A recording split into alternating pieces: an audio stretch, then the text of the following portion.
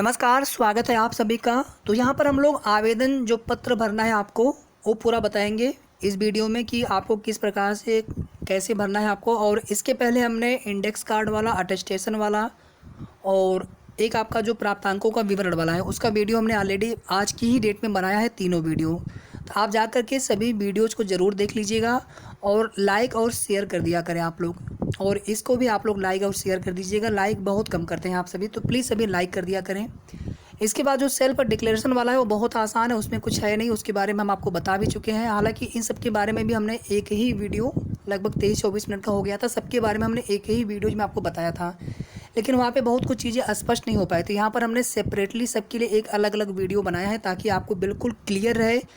और जिस भी आपको सेक्शन में थोड़ा सा भी डाउट लगे, ये जितने भी पीडीएफ है सबकी आप एक दो कापी आप ज़रूर रखना। जिसमें थोड़ा भी डाउट लगे उसको आप बाद में लिखना, या लिख दिए हैं तो क्योंकि इसकी फ़ोटो कापी वैसे मांगेंगे नहीं, ये आपको ओरिजिनल ही जमा करना है। जो फॉर्म भर लेंगे आप, फिर भी इसका आप फ़ोटो कापी निकाल लेंगे। मे भी हो सकता है फ़ोटो कापी चाहिए होगा, फ़ोटो कापी आप सबका कराइएगा।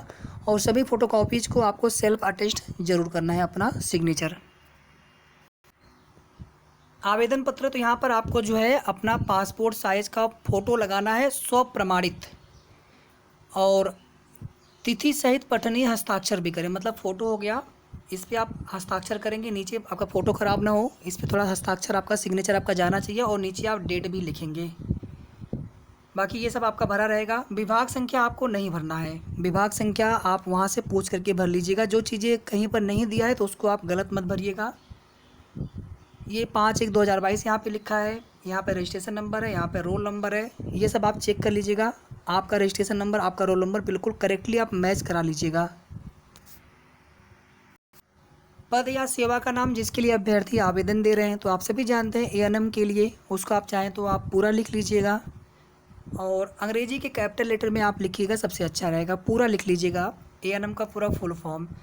अभ्यर्थी का नाम यहाँ पर अंग्रेजी के बड़े अक्षर में लिखा हुआ है ऑलरेडी, और यहाँ पर आप ऊपर हिंदी में भी लिख दीजिएगा, या फिर जहाँ भी आपको स्पेस समझ में आए वहाँ पे आप हिंदी में भी लिख दीजिएगा, कोई दिक्कत नहीं। आप 2 लाइन में अपना नाम लिख दीजिए, कोई दिक्कत नहीं। नाम अपना पूरा लिखिएगा, सब नाम जो है, डेट ऑफ बर्थ वगैरह जो चीज़ें हैं आप 10th के सर्टिफिकेट के अनुसार आपको लिखना है।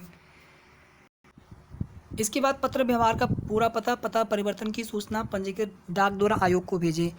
इसके पहले जो हमने आपको बताया अभी है अटेस्टेशन वाला, उसमें भी पत्र व्यवहार का पता और अस्थाई पता पूछा था, तो वहाँ पे हमने आपको विस्तृत में विस्तार से पूरा बता दिया है। अविवाहित है तो पिता पक्ष वाला जो आपने जिस एड्रेस का निवास प्रमाण पत्र बनवाया है, जो आपने ऑनलाइन आवेदन करते समय फॉर्म में भरा है, वही आप यहाँ पर भी लिखिएगा। अगर आप पहले से विवाहित हैं तो आपने पति पक्ष वाला लिखा होगा, तो पति पक्ष वाला लिखिएगा। उसमें करंट पता अगर आपका वही सेम हो तो वही डाल दीजिएगा। अगर उसमें कुछ परिवर्तन करना हो पत्राचार वाले पते में, तो आप परिवर्तन कर दीजिएगा जो आपका हो। इसके अलावा जो जिनकी शादी बाद में हुई है, तो उनके लिए हमने बताया कि अभी तो आप मैरिड हैं, लेकिन उस टाइम पे आपने जो फॉर्म में जो आपने एड्रेस भरा था वो पिता वाला ही भरना चाहिए आपको। बाकी थोड़ा भी डाउट लगे तो उसको आप बाद में भरिएगा। और मान लीजिए किसी की शादी उस समय हो गई थी और बाद में जो है वो अपने पति के साथ नहीं रहती हैं, पिता के साथ रहती हैं, उस समय सारे डॉक्यूमेंट्स पति वाले लगा दिए हैं, या फिर सारे डॉक्यूमेंट्स पिता वाले लगाने चाहते हैं, तो जो फॉर्म में आपने भरा है ना उसको आप प्रिफर करिएगा, उसके अनुसार ही आप डिटेल से भरिएगा। क्योंकि उसमें अगर फ्रिक्वेंटली अगर आप डिटेल्स चेंज करते हैं ना, पहले वहाँ पे अस्थायी पता कुछ और था, निवास आप उसका वहाँ पे जमा करेंगे डीबी के समय, फिर आप यहाँ पे कुछ और अस्थायी पता भरते हैं, तो ये सब मिसमैच नहीं होना चाहिए। बाद में आपकी शादी हो गई तो अब आप पिता के मतलब पति का भी नाम लिखिए, लेकिन अस्थायी जो पता आपने पहले का भरा हुआ है उसे आप डाल दीजिए। बाकी जो पत्राचार का एड्रेस है उसमें आप अपना पति वाला एड्रेस डाल दीजिए। डाउट लगे आप छोड़ दीजिएगा, उसको बाद में भी भरा जा सकता है, उसको बहुत दिक्कत नहीं है। ग्राम, नगर, जिला, राज्य का नाम जहां अभ्यर्थी का स्थायी निवासी है, तो बिल्कुल जो भी हमने आपको चीज़ें बताई और यही चीज़ें हमने आपको अटेस्टेशन वाले फॉर्म में भी कैसे भरना है बताया है, तो आप उसी के अनुसार भरिएगा। अस्थाई पता और पत्राचार का पता, ये आपका पत्र व्यवहार का पता है, जो मतलब आप करंट में जहाँ पर निवास कर रहे हो, और एक आपका अस्थाई पता होता है। डेट ऑफ बर्थ यहाँ पे ऑलरेडी जो है अंक में लिखा हुआ है, और यहाँ पे आप शब्दों में लिख दीजिएगा। अटेस्टेशन वाले में आपको अपना एज भी कैलकुलेट करना था, तो हमने वहाँ पे आपको बताया था कैसे आपको एज निकालना है। 2021 जुलाई और यहाँ पे 01, नीचे आप अपना यहाँ पे डेट ऑफ बर्थ लिख दीजिएगा। मान लीजिए आपका डेट ऑफ बर्थ 1989 है, और यहाँ पे मान लीजिए आपका जून है, तारीख आपका 10 है, तो कैसे आपको माइनस करना है पूरा हमने आपको विस्तार से बताया हुआ है। तो आप इसी प्रकार से अपनी एज कैलकुलेट करके, अटेस्टेशन वाले के लिए बता रहा हूँ, यहाँ पे नहीं। अभ्यर्थी के पिता या पति का नाम, पहले आपकी शादी नहीं हुई थी, अब आपकी शादी हो गई तो आप अपने पति का नाम लिख सकती हैं, लेकिन हमने आपको अस्थायी निवास के लिए बताया था। हो सकता है आपका आधार कार्ड भी आपने अपडेट करा लिया हो, लेकिन जो आपका एड्रेस आपने पहले भरा हुआ है, जहाँ का आपने निवास प्रमाण पत्र आप लगाने जा रहे हैं, अगर आपने, चूँकि आप इस समय का तो चलेगा नहीं निवास प्रमाण पत्र, जब आपने फॉर्म भरा था उसमें आपकी शादी हुई नहीं थी, तो उसमें आपने पिता वाला निवास बनवाया था, तो आप वही पता भर दीजिए अस्थायी के रूप में। पत्र व्यवहार का पता आप पति वाला डाल दीजिए, जो बाद में जिनकी शादी हुई है। लेकिन जिनकी शादी पहले हुई थी आपको अपने पति वाला ही डिटेल्स डालना है, नहीं हुई थी तो पिता वाला डिटेल्स डालना है। तो यहाँ पे हो गया पिता या पति का नाम, पिता है तो पिता, अगर विवाहित है तो पति का नाम, भले ही आपकी शादी बाद में क्यों ना हुई हो।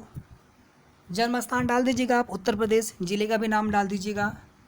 अभ्यर्थी की पिता या पति का पता यदि मृत हो तो अंतिम पता। क्या पिता या पति ने कभी अपनी राष्ट्रीयता बदली, अगर नहीं है तो नहीं, अगर यस है तो यस। अच्छा, यहाँ पर एक बार आप फिर से सुन लीजिए थोड़ा सा, ये हमने सर बता दिया था यहाँ तक आपको। किसी प्रकार का आरक्षण चाहते हैं, यदि हाँ है तो हाँ लिख दीजिएगा, अपना वर्ग कैटेगरी लिख दीजिएगा जो भी है आपका है, ओबीसी, एससी, एसटी, और यहाँ पर आपको ईडब्ल्यूएस भी लिखना है। उपजाति में जो आपकी उपजाति आती है, जैसे छत्री है और इसी प्रकार से यादव है, जो भी आप उपजाति लिखते हैं ना वो आप उपजाति लिखिएगा, उपनाम नहीं लिखना है, जो आपका सरनेम होता है वो अलग चीज़ होती है। इसी प्रकार से अगर आपको आयु सीमा में छूट चाहिए तो जाति वर्ग का पूरा विवरण दें यहाँ पर भी, तो यहाँ पर भी आप हाँ करके आप लिख दीजिएगा कि हमारा ये कैटेगरी, हमारा ये उपजाति हमारा है, जिसके आधार पे आप आयु सीमा में छूट चाहते हैं। विवाहित अगर है, फॉर्म भरने के समय आप अविवाहित थे तो आपने सारा डिटेल्स पिता का दिया हुआ है, यहाँ पर भी हमने कहा कि आप वही डिटेल से भर दीजिए, अस्थायी पता जो पिता वाला है। लेकिन अभी आप विवाहित हैं तो आप विवाहित आप डालिएगा, क्योंकि इस समय तो आप विवाहित हैं ना, तो आप करंट के हिसाब से भर दीजिएगा, कोई दिक्कत यहाँ पे नहीं। यहाँ पे आगे आप हाँ लिख दीजिएगा, अगर है तो, नहीं है तो नहीं। यदि हाँ तो क्या अभ्यर्थी की एक से अधिक जीवित पत्नियाँ हैं तो लिख दीजिएगा नहीं, एक से अधिक जीवित पत्नियाँ नहीं है। क्या अभ्यर्थी ने ऐसे पुरुष से विवाह किया है जिसकी एक पत्नी पहले से ही जीवित है, लिख दीजिएगा नहीं, हमारे पति के एक से अधिक जीवित पत्नियां नहीं है और हमारे एक से अधिक जीवित पति नहीं है। ये दोनों लाइन आप यहाँ पे लिख दीजिएगा, हिंदी में लिख दीजिएगा, कोई दिक्कत नहीं है। सभी शैक्षिक अथवा प्राविधिक परीक्षाओं जिनमें अभ्यर्थी उत्तीर्ण है उन उपाधियों का पूरा विवरण दें। जैसे मान लीजिए आपने स्नातकोत्तर का अपना डिटेल भरा, तो क्या आपका उसका भी आपको प्रमाण पत्र ले जाना होगा, हालांकि वो आपको अनिवार्य अर्हता में एलिजिबिलिटी में नहीं है, फिर भी आप अगर लिखते हैं तो आप वो अपने पास रखिएगा, क्या पता आपको बोले कि दिखाइए हमें। 10th का आप भर दीजिएगा, विषय मतलब साइंस वर्ग है, कला वर्ग है, वो आप भर दीजिएगा। किस श्रेणी से आप पास है, प्रथम द्वितीय, फर्स्ट डिवीजन, सेकेंड डिवीजन, किस वर्ष पास है, कितना नंबर टोटल मिला है आपको, मतलब नहीं, कितना प्राप्तांक, कितना प्रतिशत प्राप्तांक, आप कितना परसेंटेज आपका है। प्रदत्त प्रमाण पत्र संख्या, जो आपके जो सर्टिफिकेट मिलता है उसका 10th का, 12th का, और इसी प्रकार से अन्य शैक्षिक। देखिए, एक तो आपका एएनएम का भी आपको भरना है, भले ही एएनएम का कॉलम न दिया गया हो, लेकिन आपको एएनएम का, जैसे एक जगह हमने आपको और बताया था जहाँ पर अन्य लिखा था, तो वहाँ पे आप एएनएम वाला भर के डिटेल भर दीजिएगा, यहाँ पर भी आपको ऐसे ही करना है। भले आप स्नातकोत्तर स्नातक आप हैं तो छिपाइए मत डिटेल, अपना है तो आप बता दीजिए उसके बारे में। प्राप्त विशिष्टता का विवरण अगर कुछ हो, जैसे ग्रेड वगैरह मिला नहीं, उसमें मिलता है ग्रेड ए, ग्रेड बी, ऐसा कुछ मिलता है तो वो आप लिख दीजिएगा, नहीं है तो छोड़ दीजिएगा। ऐसे 12वीं का हो गया, स्नातकोत्तर अगर है तो वो भी स्नातक का और स्नातकोत्तर का। अन्य शैक्षिक प्राविधिक, जैसे आपने एएनएम किया तो यहाँ पे आप एएनएम का डाल दीजिएगा, यहाँ पे आपने नीचे आप मन करे तो आप यहाँ पे लिख दीजिएगा एएनएम, ठीक है, उसकी पूरी डिटेल्स आप यहाँ पे फिल कर दीजिएगा। खेलकूद शारीरिक व्यायाम में प्रवीणता तथा अथवा पाठ्येतर जो आप यहाँ पे ना हो ना, जैसे आप मान लीजिए आप स्नातक ना हो या फिर आप स्नातकोत्तर ना हो, तो इसको आप ऐसे छोड़ दीजिएगा, या तो फिर आप ऐसे एक लाइन ऐसे खींच दीजिएगा, ठीक है। तो खेल कूद शारीरिक व्यायाम में प्राप्त प्रवीणता अथवा पाठ्येतर कार्यों में भाग लेने का यदि कोई हो विवरण तो उसको भी आप करें, लेकिन उसका प्रमाण पत्र भी आपको दिखाना पड़ेगा, एनसीसी हो या कोई अन्य हो। अभ्यर्थी अपनी विगत तथा वर्तमान नियुक्तियों का विवरण नीचे दें। तो मान लीजिए आप एएनएम में संविदा कर्मी के पद पर थे कार्यरत, तो आप उसका लिखिए नाम। नियुक्ति का स्वरूप क्या था, संविदा तो आप यहाँ पे लिख देंगे, संविदा कॉन्ट्रैक्ट बेसिस। कोई आप दूसरा प्राइवेट जॉब किए हो या फिर कहीं पर आप गवर्नमेंट जॉब किए हो, स्टेट या सेंट्रल गवर्नमेंट जॉब वालों को एनओसी देना पड़ेगा, तो आप उसका लिखिएगा। वेतन क्रम लिख दीजिएगा। सेवा योजक का पूरा नाम विवरण, जैसे आप एएनएम संविदा कर्मी है तो आप उत्तर प्रदेश के अंतर्गत है ना, तो आप वो पूरा नाम लिख दीजिएगा। जो कौन सा जो परिवार कल्याण महानिदेशक करके लिखा है ना उसमें, वो पूरा आप लिख दीजिएगा इसमें। प्रवेश तिथि यानी कब से आपका जो है ज्वाइनिंग हुआ था, ज्वाइनिंग डेट आप लिख दीजिएगा। नियुक्ति का स्थान आप इसमें आप जिले का नाम लिख दीजिएगा, अपने कुछ और डिटेल हो आप वो लिख दीजिएगा। पूर्व पद या फिर पद त्याग की दशा में पद छोड़ने की तिथि आप लिख दीजिएगा, कब तक आपने वहाँ पर जॉब की है ये आप उसमें लिख दीजिएगा। अभ्यर्थी विज्ञापित अनिवार्य तथा अधिमानी अर्हताओं से संबंधित निम्न विवरण दें। अनिवार्य में मतलब क्या है आपका, 10th हो गया, 12th का हो गया, एएनएम हो गया। सर्टिफिकेट नंबर लिखिएगा, तो आपके पास सर्टिफिकेट होना चाहिए सबका। अगर एएनएम का सर्टिफिकेट ना हो तो आप प्रोविजनल ज़रूर निकाल लीजिएगा, और वही सर्टिफिकेट नंबर लिखा होता है आपके 10th वाले पर भी, 12th वाले पर भी, अगर एक में होगा तब भी लिखा होगा। अधिमानी में मान लीजिए आप एनसीसी हैं, प्रादेशिक सेना वाला अनुभव है, या आप स्पोर्ट्स वाला कोई है, खेलकूद वाला, तो आप भरिए, अगर नहीं है तो छोड़ दीजिए इसको आप। ठीक है, तो यहाँ पे आपको नाम लिखना है जो आप हैं, एनसीसी वगैरह जो भी हैं, और उसका यहाँ पे आप लिख देंगे प्रमाण पत्र संख्या। क्या अभ्यर्थी ने टेरिटोरियल सेना में, प्रादेशिक सेना में कम से कम 2 वर्ष की सेवा की, अगर है तो हाँ कहिएगा यहाँ पर, और प्रमाण पत्र संख्या नीचे आप लिख दीजिएगा यहाँ पर। ये आवश्यक नहीं, ये केवल आपको मिलेगा प्रेफरेंस मेरिट में सेम आने पर। एनसीसी बी वाला सर्टिफिकेट, अब देखिए यहाँ पर भी लिखा है अधिमानी, यहाँ पर वापस से ये एक ही चीज़ ना कई जगह उन्होंने पूछ रखा है, तो जैसे जहाँ पर है ना आप उसको भर दीजिएगा, और जो चीज़ आपको समझ में ना आए उसको आप खाली छोड़ दीजिएगा, बाद में उसको आप भर लीजिएगा, कोई बहुत आपको दिक्कत उससे नहीं होगी। क्या अभ्यर्थी को किसी फौजदारी, देखिए पहले भी ये सब चीज़ें दूसरे फॉर्म में भी पूछ चुके हैं पूरा विस्तार से, यहाँ पर वापस से वही चीज़ें 2-3, एक ही चीज़ को 2-3 बार 4 बार पूछा जा रहा है। क्या अभ्यर्थी को किसी फौजदारी न्यायालय द्वारा दंडित किया गया है, यदि हाँ तो पूरा विवरण दें, अगर नहीं तो नहीं लिख दीजिएगा। क्या अभ्यर्थी किसी राज्य लोक सेवा आयोग या अन्य चयन आयोग द्वारा डिबार, नहीं तो नहीं, अगर हाँ तो लिख दीजिएगा किस परीक्षा में। और क्या अभ्यर्थी को भी राजकीय सेवा से पदच्युत किया गया, हटाया गया है, अथवा अनिवार्यतः सेवा निवृत्त किया गया, यदि हाँ तो यहाँ पे हाँ लिख करके उसका विवरण देना है, अगर नहीं तो यहाँ पे नहीं लिख दीजिएगा। अच्छा, यहाँ पर देखिए इसको लेकर के डाउट आपके मन में कि आवेदन परीक्षा शुल्क के निमित्त जमा की गई राशि का पूरा विवरण दें। एक तो आपने 25 रुपये वाला शुल्क भरा होगा, और एक आपने कितना 200 रुपये का शुल्क भरा है आपने जो मेंस से पहले, तो इन दोनों में से जिसकी भी डिटेल, कोई भी एक डिटेल्स आप भर दीजिए। आप 200 रुपये वाला डिटेल से भर दीजिए, ठीक है, सबके पास होना चाहिए डिटेल। हालांकि यहाँ पे लिखा है आवेदन या फिर परीक्षा शुल्क,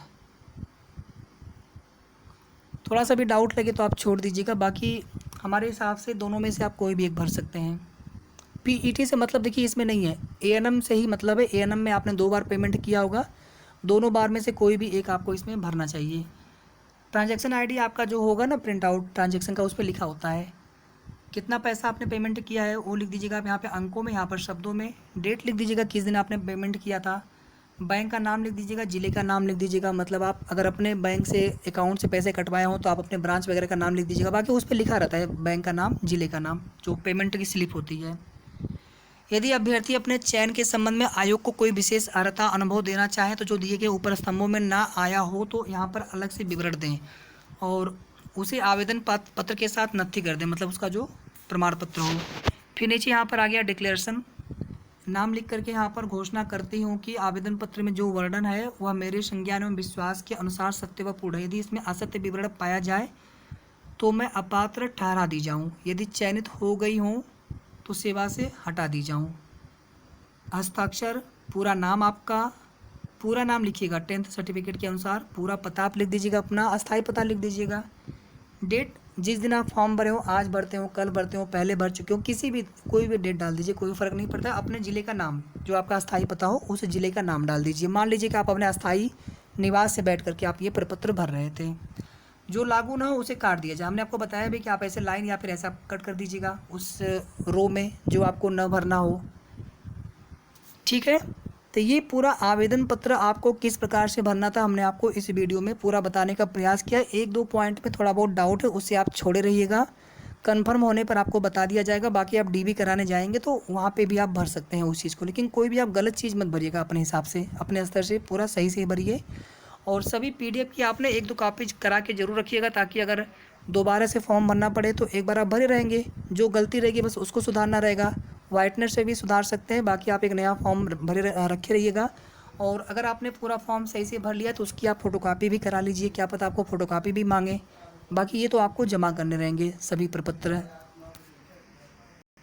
इसके बाद हम लोग एक सेल्फ डिक्लेरेशन वाला है, 2-3 मिनट का समय आपको वहाँ पे बस देना होगा, वो मैं आपको बता दूंगा नेक्स्ट वीडियो में सेपरेट से। ठीक है, तो वीडियो को आप सभी प्लीज़ लाइक और शेयर करके साथ में पिछले वाला वीडियो अगर आपने ना देखा हो तो जा करके उसको भी आप ज़रूर देख लीजिएगा। तो मिलते हैं जल्द फिर से नेक्स्ट वीडियो में। धन्यवाद।